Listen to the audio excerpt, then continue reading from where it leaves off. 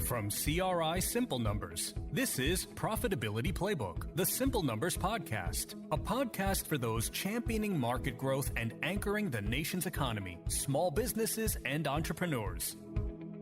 Hey, everyone. Welcome to another episode of the Simple Numbers Profitability Playbook Podcast. I'm Mike Maxson. That's Brandon Gray. And Hey. Brandon, you ready for another week? Ready to roll.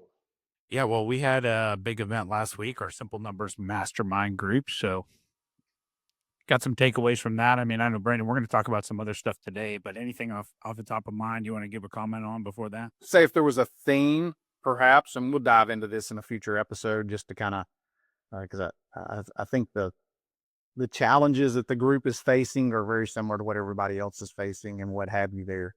But if there was a theme, it was around, okay, in a marketplace to where the market is not growing, how do I grow my company? There was a lot of talk about that. And well, I'll save the rest for later. But there were a few nuggets that we kind of came across. Yeah, and I think, I mean, and what's funny about that theme is it's real popular with what we're dealing with with a lot of our clients. Oh, no doubt. So, yeah, I mean, it's been I think the $1 million question across the board. And again, some industries notwithstanding, I think that's been like sort of just a theme. I felt like the last 2 years plus. Yeah. And I would say too, there's a shift that has taken place in the market, and it takes a little while for that shift to kind of filter all the way through to where, there still is. There's some markets that are still growing, but over the last 2 years, you've seen that number of markets continually decline to where there's just a handful that are growing. And in order to grow your business, if you're not in one of those, you've got to have a way to steal market share, to come up with a new offering, to expand geographically, to acquire. I mean, there's a lot of different things there. So we'll dive into those. Well, awesome. Well, hey, real quick, Brandon, this mic that I'm using, I had someone email me. I won't say who because they listen to this regularly, but I got to give them a shout out. They said, hey, mic sounds good, but make sure you keep your mouth real close to it, like you're going to French kiss. That's the emails we get from our fans, everybody. There we go. Hey, let's go to advice. Yeah. Well, hey, so sort of the next couple episodes, we're gonna make it a little fun. Me and Brandon always talk football. We like sports, and so we're gonna talk about running some plays. And so basically, I'm just gonna throw some scenarios. And so in football, there's offense and defense. So we're gonna start off with defense because we get a lot of calls about people playing defense financially in their company. And so I'm going to just throw different scenarios at Brandon, and he's going to answer them for me. He's so much smarter. So I'm going to lay the answers at his feet. And then next week we'll do some offense. And so Brandon, you're just going to have to rapid fire these, man. I'm going to several of them, and we'll elaborate. We haven't processed this, so I don't know what's coming my way here. So we'll see how good of a defensive coordinator I am. There you go. So, you're Brandon Gray Inc. And the defense or the attack on your team that you need to play defense on is you have declining revenue. And I know this might sound easy, everyone, but it all starts at the top with sales, and people immediately get into a panic sometimes of declining revenue, but there are plays you can run. And so Brandon, you're a team and your revenue is declining. How are you defending against that? So the first thing is I want to figure out why. Where's the problem at? Because that's an outcome number. So I want to start to look at a handful of metrics that would maybe give me a little bit more insight. So starting at the top of the funnel, is it lead flow? Are leads down? If so, then I start attacking why that would be the case. Did I change something on the marketing front? Have my competitors changed something? Why would lead flow be down? The next thing I want to look at are conversions. Has my sales team changed? Do I have new people on my sales team? Has the market shifted? Maybe people are interested, but they're not willing to move forward necessarily in the same manner that they had in the past. And so if that's the case, I look at my offering, and is it What's the top objection that my sales team is getting? And how do I make sure that we are handling that objection appropriately? So I'll give you an example. A lot of times in the current marketplace, people are hesitant to sign a long-term contract. So if hey, to work with us, you got to sign a 12-month contract. Do I need to change that? I need to move and say, okay, can we do something for the first 3 months or so to get my foot in the door? And then, most clients we work with, once somebody starts working with them, they're hooked. They're like, all right, these folks do a really good job. If it's on the product side of the house, and this could apply for the services as well, is the objection price. Well, am I communicating value correctly? And we talked, it's probably been 6 or so months ago about value proposition. Have I revisited that? So the next thing, maybe also looking at my days to close. How long is it taking? Because if my pipeline looks really good, my conversions are okay, but I'm not getting as much through, I want to look and see how long is it taking, and if it is taking longer than normal, why that is the case. And it could be seasonal. I've been in the summertime, it was taking longer. People were out of town and what have you. But most likely there are other reasons that drive that. So once I get the data around what's happening, then I can determine, all right, what play do I need to run? And it could be, hey, I don't take this as to let myself off the hook necessarily, but it could be everyone I talk to, all of my friendly competitors, they're down 20%. I'm down 5%. So I'm not saying I accept the 5%, but it tells me the market has shifted and changed. And so in playing defense with looking at that, first understand the why, and then I got to put an offensive strategy in place to counteract that, because that margin's going down, or top line as we're talking right now. It's really hard in the inflationary environment we're in to generate profit.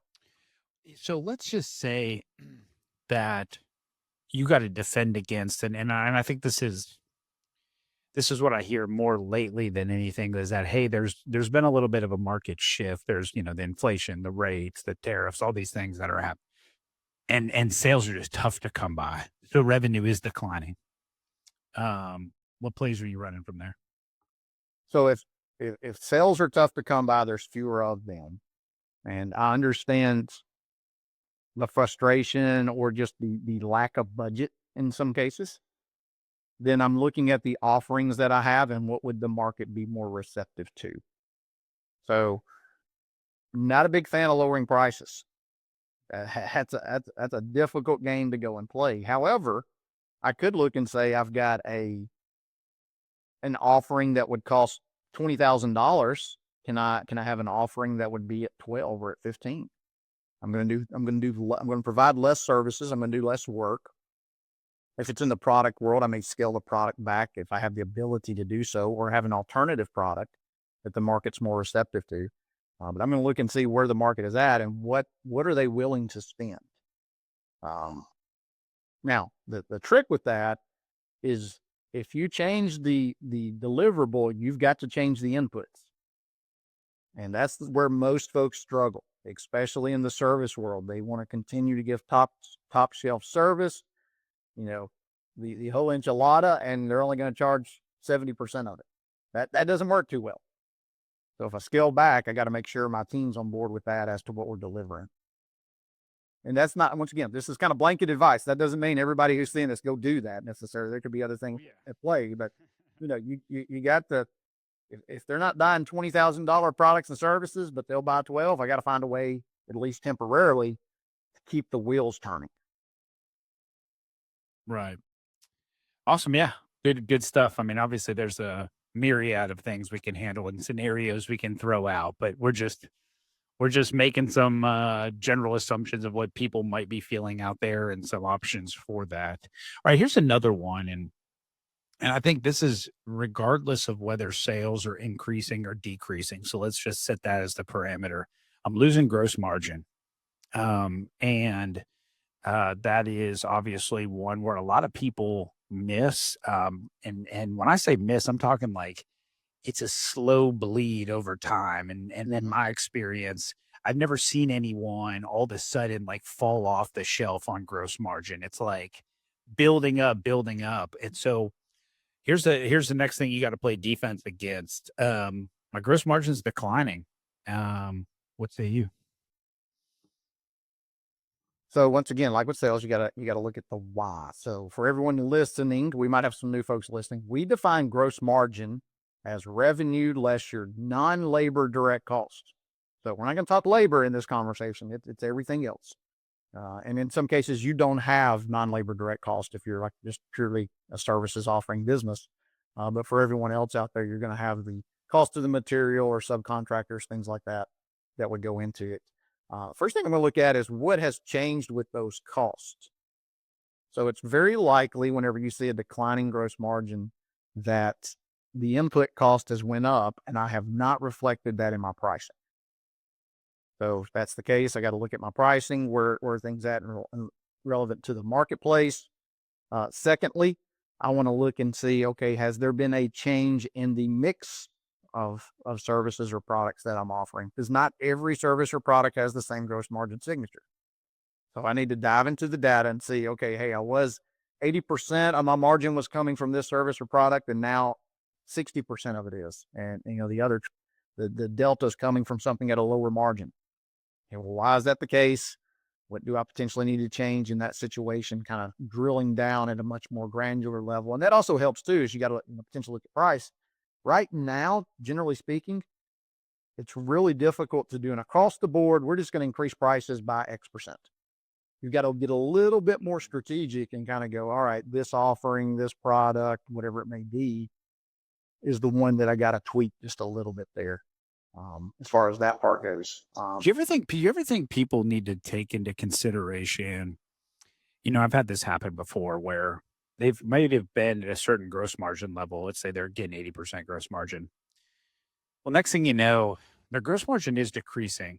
They are getting more gross margin dollars, but it's only because maybe one of their products or services that has a lower gross margin signature is actually beginning to take the hold. The market's loved it. It's like, well, hey, your higher margin stuff sort of fallen off, but your lower margin stuff has actually picked up steam.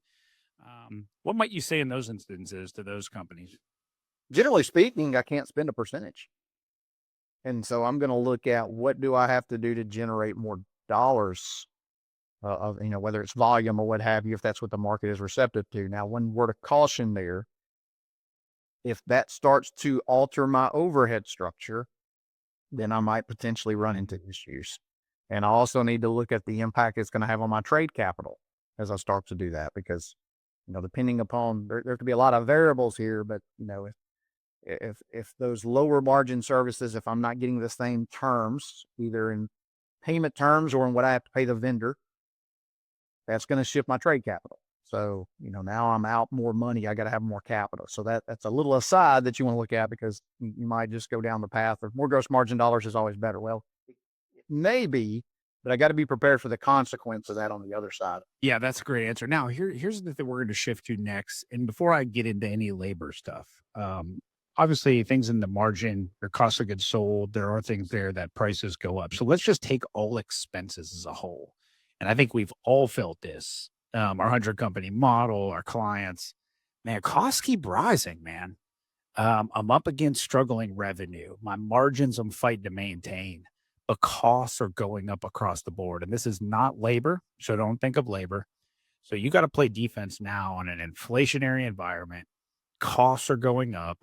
You still got to run this business. You still got to maintain a profit. What are you doing where costs across the board, that includes anything cost of goods sold, anything in your OpEx?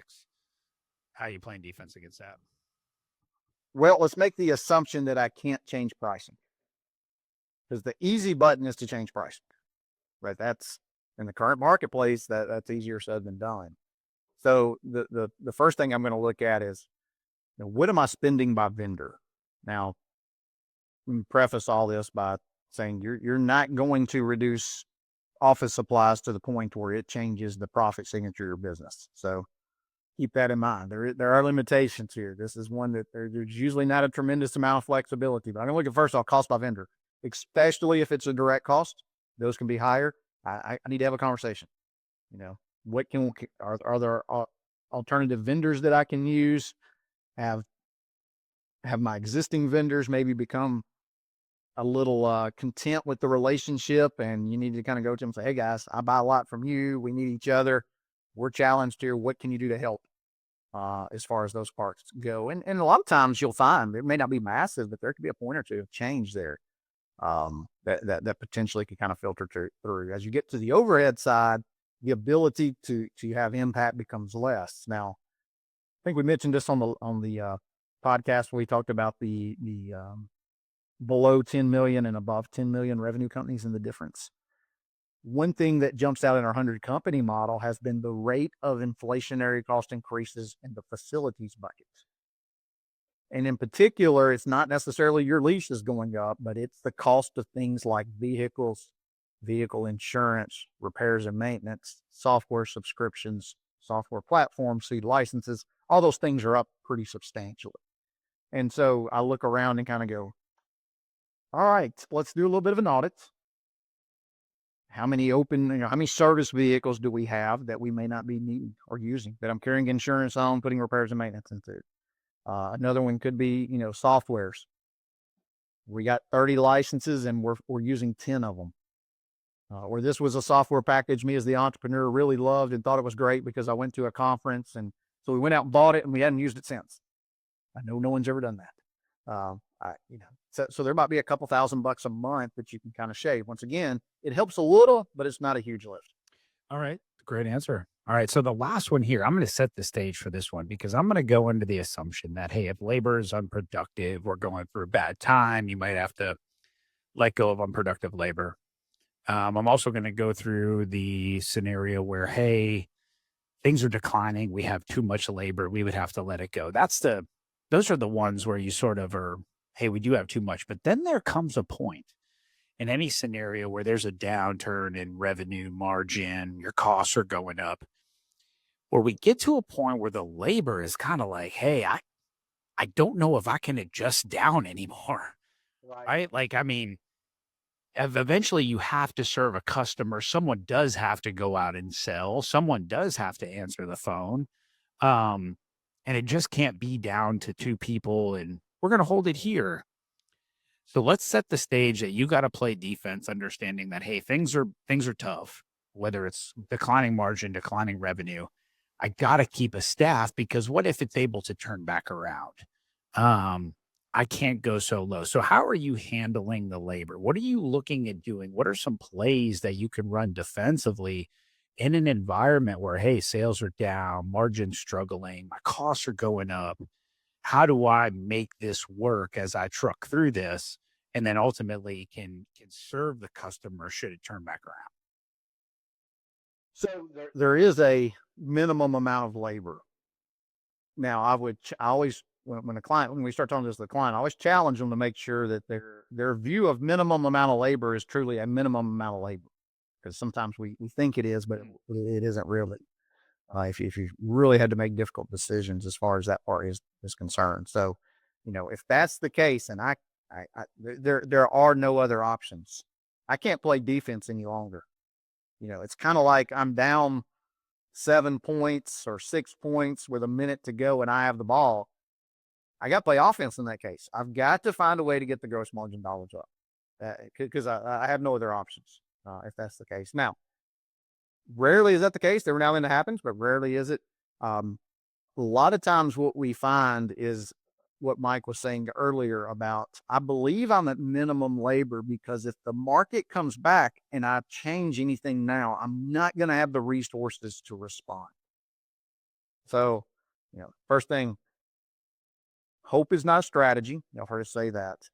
And I kind of added to that last year, especially buying hope is getting really expensive. So in those situations, I've got to first look at how much capital do I have or that I'm willing to risk in order to buy time and wait and see does the market improve. That's the first thing. Because if I have some capital, then I can play the game longer. I can say, but I do suggest in those cases, you go ahead and say, hey, whether it's 50K, 100K, whatever it may be, that is the only amount I'm willing to risk to buy another 2, 3, 4 months to see does the market start to move back. Also, in making that decision, I have to have some information to tell me that the market is on the brink of coming back. whether that's, hey, I've got all these proposals out here about to close, or we're starting to see the seasonal uptick in the retail sector, whatever it may be. I got to have some data out there other than just, I think it's going to get better in 2 or 3 months. What data tells me that it's going to start to get better?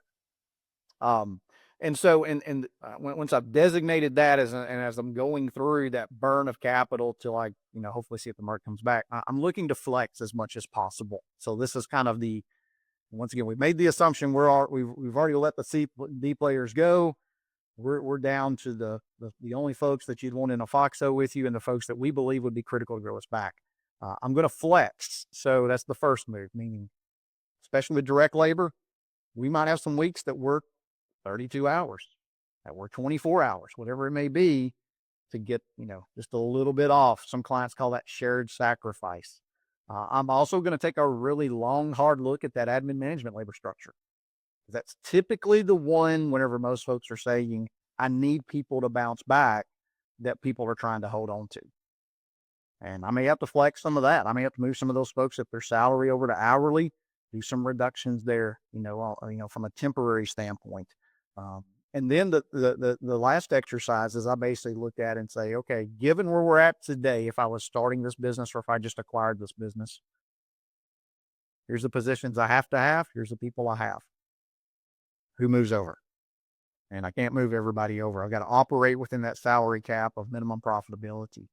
And yeah, it sucks. It's kind of like, that salesperson who I need to have around if demand comes back, because we just can't get to all the leads if it comes back, but right now they're not that busy. I got to let them go. Sometimes it's it's a senior management position to where I can't tell you the times to where companies have grown and they go, hey, I'm hiring a VP of ops.